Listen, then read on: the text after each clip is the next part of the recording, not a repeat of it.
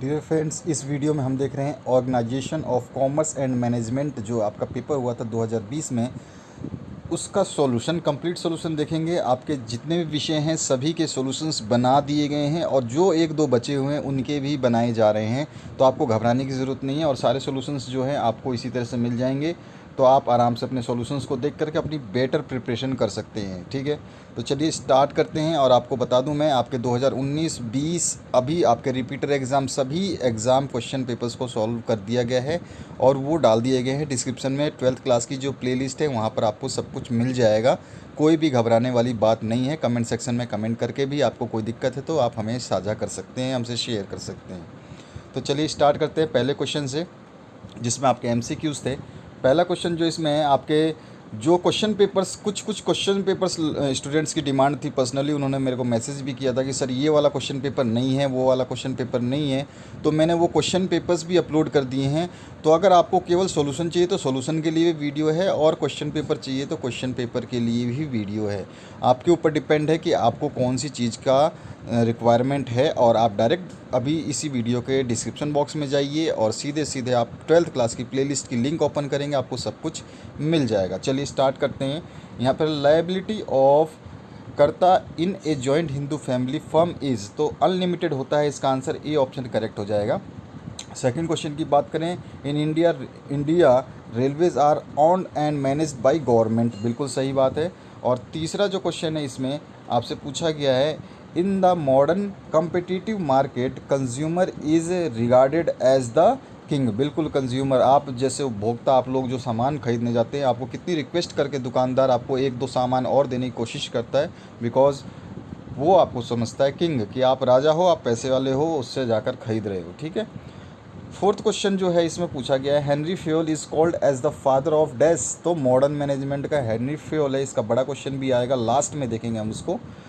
पांचवा क्वेश्चन है, unlimited goal of business must be satisfaction of dash, तो इसका कंज्यूमर्स का सेटिस्फैक्शन होना चाहिए अगर अनलिमिटेड आपका बिजनेस करना है तो। ठीक है, अगर कस्टमर सेटिस्फाई नहीं होगा तो आएगा ही नहीं आपकी दुकान पे या आपके बिज़नेस पे, और आपको कोई भी फ़ायदा नहीं होगा या फिर आप कुछ भी उस बिज़नेस से नहीं कमा पाएंगे। Match the words of the, तो यहाँ पे जो वर्ड्स हैं यहाँ पर ए और ग्रुप बी में इनको मैच करना है, तो मैंने देखिए आपको कलर्ड वाइड मैच कर दिया है। जैसे कॉमन सील जो हो जाएगा ए ऑप्शन, यहाँ पर फोर्थ ऑप्शन जो है इससे कनेक्ट कर दिया है मैंने जॉइंट स्टॉक कंपनी से। इसके बाद में ई बिज़नेस जो होता है बी ऑप्शन, ये कनेक्ट करना था आपको, या इसके सामने लिखना था इलेक्ट्रॉनिक बिजनेस, पाँचवा नंबर। इसके बाद में अगर हम तीसरी की बात करें, principle of unity of command, तो ये आपका first option one man many bosses वाला जो है ऑप्शन करेक्ट हो जाएगा, फर्स्ट वाला। थर्ड और फोर्थ इसमें जो कोल्ड स्टोरेज है वो परसेबल गुड्स के लिए होता है जो जल्दी ख़राब हो जाते हैं। और चौथा जो है इसमें, पांचवा सॉरी, कंट्रोलिंग इज है last function of the management. ठीक है, तो ये इसके आंसर हो गए। बाकी आपको कंफ्यूज करने के लिए एक्स्ट्रा दे रखे हैं, इनका कोई वैल्यू नहीं है। ठीक है, अब आगे बढ़ते हैं नेक्स्ट क्वेश्चन की तरफ। तो यहाँ पर आपका नेक्स्ट क्वेश्चन है, वन वर्ड में आपको आंसर देना था या वन फ्रेज में। तो यहाँ पर duties obligation of business is directed towards welfare of the society, तो इसका सॉल्यूशन क्या करना है, देखिए, राइट ए वर्ड और phrase term which can substitute the following statement, मतलब इस पूरे स्टेटमेंट के लिए कोई एक वर्ड या कोई एक फ्रेज आप देना चाहें, तो इसका सोल्यूशन क्या हो जाएगा, social responsibility of business toward the welfare of society. ठीक है, ये इसका आंसर हो जाएगा। अगला क्वेश्चन जो इसमें पूछा गया है, a partner in a partnership firm who takes active partnership in day to day work that is called, solution क्या हो जाएगा, एक्टिव पार्टनर। ठीक है। तीसरा क्वेश्चन पूछा है, the right of a consumer which fall allows him to express his views, तो right to be heard जो है इसका ए वन वर्ड सॉल्यूशन हो जाएगा, उसका उसको सुनने का अधिकार। अगले बात करें हम क्वेश्चन की, name of the modern process of contracting a business function to someone else, तो इसका क्या हो जाएगा सॉल्यूशन, इसका सॉल्यूशन है आउटसोर्सिंग। नेक्स्ट जो पांचवा क्वेश्चन है, a function of management where managers instruct, guide और communicate with employees, that is क्या है, डायरेक्टिंग। ठीक है, उसको क्या बोल सकते हैं हम शॉर्ट फॉर्म में, डायरेक्टिंग, वन वर्ड में। अब आते हैं, हमें बताने हैं, बड़े क्वेश्चंस आ गए, एनी 3 करने हैं आपको। हमने करे तो मैक्सिमम सारे हैं, सभी क्वेश्चन के सारे पार्ट सॉल्व कर दिए। करने केवल 3 थे या 2 थे या 4 थे, लेकिन हमने करे हैं सारे। तो ताकि आप जो अब नेक्स्ट एग्ज़ाम देंगे तो इसमें जो पूछे गए हैं इनमें से कुछ ना कुछ चीज़ें रिपीट होती हैं, और अगर नहीं भी होती हैं तो ये डेफिनेशंस आपको आना चाहिए। इसमें दूसरा जो क्वेश्चन इसमें पूछा गया, डिस्टिंग्विश बिटवीन फॉलोइंग। तो पहला जो आपसे पूछा गया, sole trading concern and partnership firm. दूसरा है current account and saving account. Third है direct forum and state commission. Fourth है प्लानिंग एंड कंट्रोलिंग। और फिफ्थ है cooperative society and joint stock company. इन पांचों में से कोई 3 आपको करने थे, हमने पांचों करने की कोशिश की है। सबसे पहला सोल ट्रेडिंग कंसर्न पार्टनरशिप। तो इसके बारे में इस तरह से आप टेबल बना देंगे, सोल ट्रेडिंग एक तरफ, पार्टनरशिप एक तरफ, और इनके सामने मीनिंग और फॉर्मेशन, ऑनरशिप, उसके बाद में रजिस्ट्रेशन और सेक्रेटरी, और मैंने जो आपका मैनेजरियल स्किल होती है उसके ऊपर डिपेंडेंट कैपिटल, और आपका प्रॉफिट एंड लॉस। इन सभी चीज़ों के ऊपर आप में कोई भी 5 पॉइंट 4 पॉइंट ले करके अलग अलग लिख देंगे। ठीक है, ये इसका आंसर हो गया। समझिएगा आप, इसी तरह से टेबल बना के आपको लिखना है। अब आता है current account and saving account में आपको डिफरेंस बताना था, तो हम करंट अकाउंट एक तरफ, सेविंग एंड अकाउंट एक तरफ ले लेंगे, उसके मीनिंग से डिफरेंस कर देंगे, फिर उसको विड्रॉल से डिफरेंस कर सकते हैं करंट अकाउंट और सेविंग अकाउंट में। उसके बाद में फैसिलिटीज़ क्या क्या हो सकती हैं उसके ऊपर कर सकते हैं, और किसको ये मतलब ये लागू होती हैं, किसके, हर कोई करंट अकाउंट नहीं खुलवा सकता है लेकिन हर कोई सेविंग अकाउंट खुलवा सकता है। ठीक है, उसके बाद में आप कंस्ट्रक्शन, ऑपरेशन एंड विड्रॉल्स तीनों में आप कर सकते हैं चाहे तो। अगर नहीं करना चाहते तो 3 से 4 ज़्यादा पॉइंट आपको लिखने नहीं है अगर एग्ज़ाम में आप लिखते हैं। ये तो मैंने ज़्यादा इसलिए लिखा है ताकि आप लोगों को जो पॉइंट अच्छा लगता है उसको आप याद करें। रेट ऑफ इंटरेस्ट आप देख सकते हैं, नेचर ऑफ अकाउंट देख सकते हैं, और फैसिलिटीज़ देख सकते हैं। ठीक है, तो इनमें से कोई सा भी आपको जो याद रह सकता है उसको आप याद करें। मैं कहूँगा सबसे शॉर्टेस्ट जो चीज़ आपको इसमें लगती है वो चीज़ याद करें। थर्ड जो पूछा गया था उसमें पूछा गया था डिस्ट्रिक्ट फोरम स्टेट कमीशन में आपको डिफरेंस बताना था। तो यहाँ पर आपका एक तरफ डिस्ट्रिक्ट हो जाएगा, एक तरफ स्टेट फॉर्म हो जाएगा, और इनके बेसिक ऑफ डिफरेंस आप लिखना चाहें तो ठीक है, या डायरेक्ट आप डिस्ट्रिक्ट फॉर्म और स्टेट कमीशन में डिफरेंस बता सकते हैं मीनिंग वाइज। उसके बाद में मॉनिटरी जुडिक्शन और ड्यूरेशन, नेचर ऑफ कंप्लेंट्स और मेंबर्स, एरिया कवर्ड और प्रेसिडेंट, ये सब चीज़ें आप इसमें इंक्लूड कर सकते हैं अगर आप चाहें तो। अगर आप ये चीज़ नहीं लिखना चाहते किसी भी तरह से तो आपको ज़रूरत नहीं है लिखने की, तो भी आपको आंसर में पूरे नंबर मिल जाएंगे। लेकिन ये लिखने से एग्जामिनर आंख मूंद के नंबर आपको दे देता है, आंख बंद करके। नेक्स्ट जो इसमें पार्ट पूछा गया है, cooperative society and joint stock company में आपको अंतर बताना था। कोऑपरेटिव सोसाइटी और जॉइंट स्टॉक कंपनी ऐसे आमने सामने लिखेंगे, meaning wise, formation wise, motive wise, और उसके अलावा आप और भी बता सकते हैं ट्रांसफेरेबल ऑफ शेयर और नंबर ऑफ मेंबर्स। इस तरह से आप जितने भी आप पॉइंट्स ले सकते हैं, आपको इच्छा के अनुसार 4 से 5 पॉइंट आपको हमेशा शो करना है।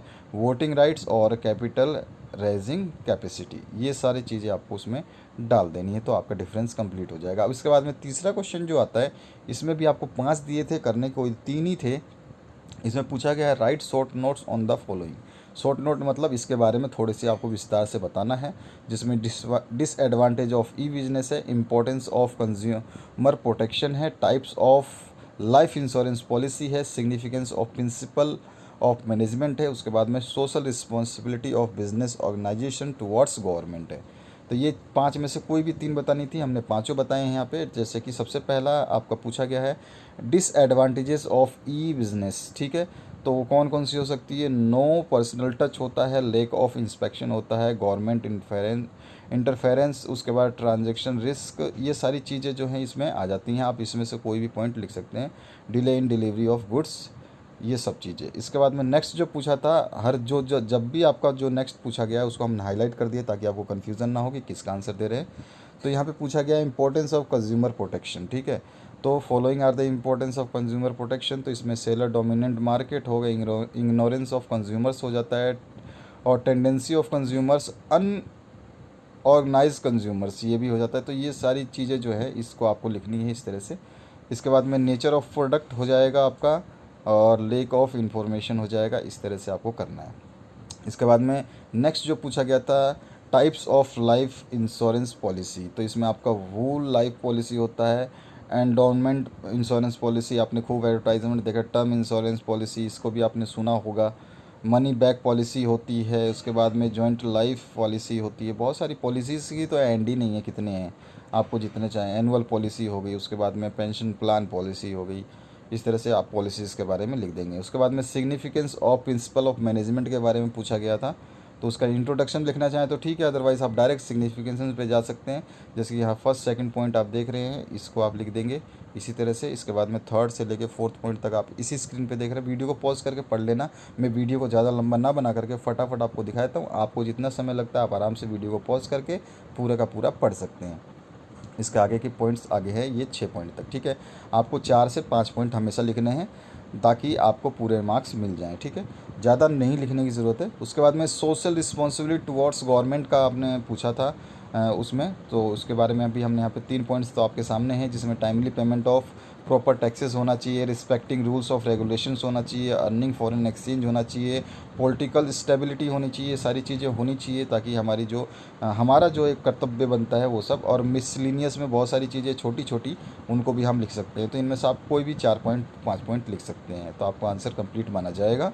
इसके बाद में क्वेश्चन नंबर 4 की बात करें तो state with reason whether the following statement are true और फॉल्स। तो आपको तो ये बताना है कि रीज़न भी बताना है और ये ट्रू है और फॉल्स है ये भी बताना है, जिसमें आपको maximisation of profit in the main motto of cooperative society, consumer protection act was passed in the interest of the sellers, rail transport provides door to door services, और चौथा है e business allows you to work in any field across the globe, और पांचवा है business organisation are liable to control pollution.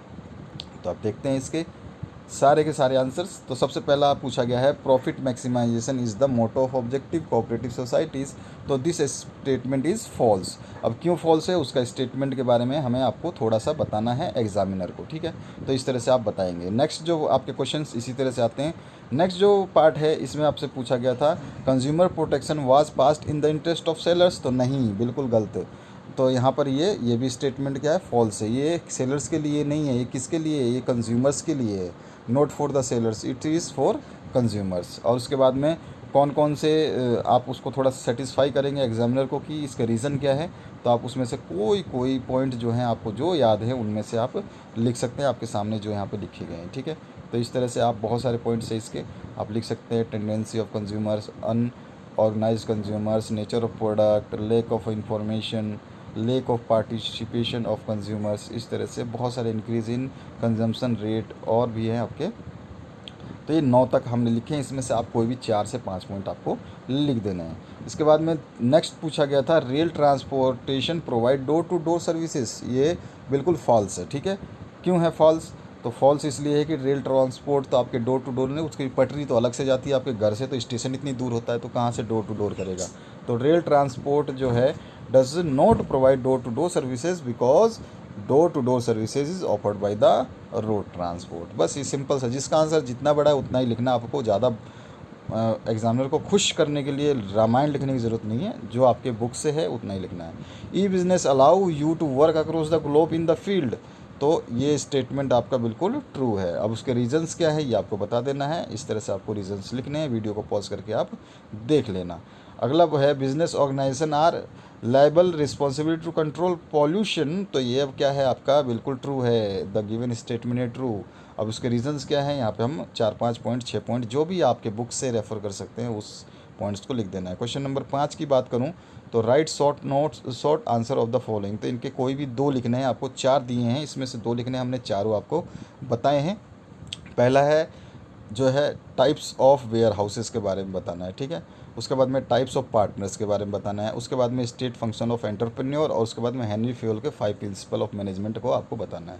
तो सबसे पहले types of where houses बता सकते हैं। वेयर हाउसेस के बहुत सारे टाइप्स होते हैं, डिपेंड है आपको कितने याद है, उसमें से 4 या 5 आप लिख देंगे तो भी ठीक है, लेकिन यहाँ पे केवल टाइप्स पूछा है तो आप टाइप्स के बारे में ज़्यादा लिखेंगे, क्योंकि टाइप्स का वो नहीं दिया है कि इसने 2 पूछा है टाइप या 3 पूछा है, तो आप 4, 5, 6 जो भी होते हैं आपकी नज़रों में वो आप दे सकते हैं। 1-2 कम लिखेंगे तो भी आपको पूरे नंबर मिल जाएंगे। उसके बाद में following are the types of partner, next question पूछा गया था टाइप्स ऑफ पार्टनर का, तो इसमें active partner, sleeping partner, nominal, minor, major जो भी आपके हैं, partner in profit only, loss only, limited partner, partner by holding out, ये सारे जो भी हैं आप लिख सकते हैं। उसमें भी आपको ये नहीं पूछा कि एक पार्टनर या दो पार्टनर के बारे में बताना है। उसके बाद में फंक्शन ऑफ एंटरप्रेन्योर बताने हैं, तो सबसे पहले मीनिंग बताना चाहें तो बता सकते हैं, नहीं बताना चाहेंगे तो यहाँ से स्टार्ट करना आपको फंक्शन कौन कौन से हैं। तो इनिशिएट बिजनेस एंटरप्राइजेस ये हो जाएगा, रिस्क बियरिंग हो जाएगा, डिसीजन मेकिंग हो जाएगा, ये सारे फंक्शंस जो हैं उसके होते हैं। और भी अगर हम बात करें तो कोऑर्डिनेशन हो जाएगा, इनोवेशन हो जाएगा, और कॉम्बाइंस जो है ऑफ फैक्टर ऑफ प्रोडक्शन हो जाएगा। बहुत सारी चीज़ें हैं। मेंटेन रिलेशंस, ये तो बहुत इंपॉर्टेंट है किसी बिज़नेस के लिए, तो ये ज़रूरी है। इसके बाद में principle laid down by the Fayol explain by the following, तो कौन कौन से प्रिंसिपल्स थे वो हम आपको लिख देते हैं कि उसके स्टेट करने थे प्रिंसिपल, तो वो आप कोई भी प्रिंसिपल्स जो है लिख सकते थे। 1 2 3 4 आप देख रहे हैं यहाँ पे 4 5 सारे हैं, और इस तरह से बहुत सारे हैं बुक में, तो आप उनको भी याद कर सकते हैं, डायरेक्ट यहाँ से भी देख सकते हैं। ठीक है, तो उसके 8 9 प्रिंसिपल थे, तो हमने यहाँ पे सारे प्रिंसिपल जो है आपके लिख दिए। उसमें से 5 ही लिखने थे, एक्चुअली उसने क्वेश्चन में 5 ही पूछा है, मैंने यहाँ पे 9 दिखाए हैं आपको। तो इन 9 प्रिंसिपल में से आपको जो 5 अच्छा लगता है वो आप याद कर सकते हैं। इसके बाद में लास्ट जो क्वेश्चन है, define cooperative society, explain the features of cooperative society, और ऑप्शन में है define controlling, explain importance of controlling. दोनों के आंसर्स दे दिए हैं। चलो सबसे पहले फीचर्स ऑफ कोऑपरेटिव, सबसे पहले डिफाइन कर देंगे कोऑपरेटिव सोसाइटी को, उसके बाद में इसके फीचर्स नीचे की तरफ बता दूंगा मैं आपको। ये है आपके फीचर्स ऑफ कोऑपरेटिव सोसाइटी, साथ में लिखा हुआ है। ठीक है, इसके फीचर्स कौन कौन से ये लाइन से लिखे हुए हैं, 6 7 फीचर्स हैं इसके, तो इसको आपको नोट कर देना है, बता देना है एग्जामिनर को। इस तरह से आपको याद भी करना है इनको, आपके एग्ज़ाम के लिए बहुत इंपॉर्टेंट रहेगा। इसके और पार्ट में जो क्वेश्चन आया था, define controlling, explain its importance, तो ये रहा वो उसका और पार्ट। तो इसका डेफिनेशन दे दी हमने किसके किसके अकॉर्डिंग, और उसके इंपॉर्टेंस ऑफ कंट्रोलिंग क्या क्या है ये भी हमने बता दिए। ठीक है, आप वीडियो को पॉज करके आराम से देख लेना, घबराने की ज़रूरत नहीं है, आपको सारा का सारा सोल्यूशन जो है मिल जाएगा। इसी तरह से ये रहा आपका सारे के सारे जो है फीचर्स ऑफ कंट्रोलिंग जो है हम दे सकते हैं। तो ये कंप्लीट सॉल्यूशन है आपके सामने। वीडियो को पॉज करें, आराम से वीडियो को देखें। और जो स्टूडेंट हमारे साथ लास्ट तक बने रहे हैं उनको मैं एक चीज़ और बताना चाहूँगा कि ये जो आपका पूरा सॉल्यूशन है इसको आप डाउनलोड भी कर सकते हैं। ठीक है, लिंक सारी डिस्क्रिप्शन बॉक्स में मिल जाएगी, आप पूरा सॉल्यूशन देख सकते हैं। और सभी सॉल्यूशंस के लिए डिस्क्रिप्शन बॉक्स में जो प्ले लिस्ट है उसको ज़रूर विजिट करें, आपको सब कुछ मिलेगा वहाँ पर। कोई दिक्कत हो तो कमेंट सेक्शन में कमेंट कर सकते हैं। Thank you very much for watching this video. आ जाओ।